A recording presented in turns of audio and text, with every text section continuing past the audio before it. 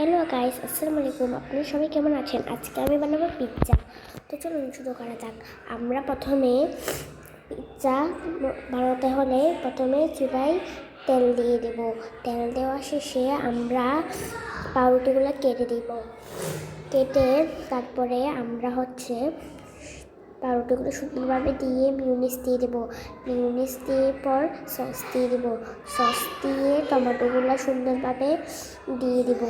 টমেটোগুলো দেওয়া শেষ হয়ে গেলে আমরা দেব পেঁয়াজ, মরিচ, ধনিয়া পাতা।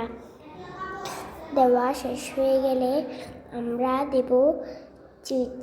চিজ সুন্দরভাবে ভালোভাবে যেন চিজ সুন্দরভাবে গলে যায়, সেজন্য আমরা সুন্দরভাবে চিজগুলো সাজিয়ে দেব। সাজিয়ে দেওয়া হয়ে গেলে আমরা চুলাটা জ্বলিয়ে দেব। চুলাটা জ্বলিয়ে দিয়ে 5 মিনিটের জন্য ঢাকনি দিয়ে ঢেকে দেব। 5 মিনিট পরে দেখবেন আমাদের কত সুন্দর পিৎজা হয়ে গেছে। 5 মিনিটের পর এই দেখুন কত সুন্দর একটি পিৎজা হয়ে গেল। আপনাদের কেমন লেগেছে কমেন্টে বলে যাবেন, আর লাইক সাবস্ক্রাইব করে যাবেন। টাটা, আসসালামু আলাইকুম।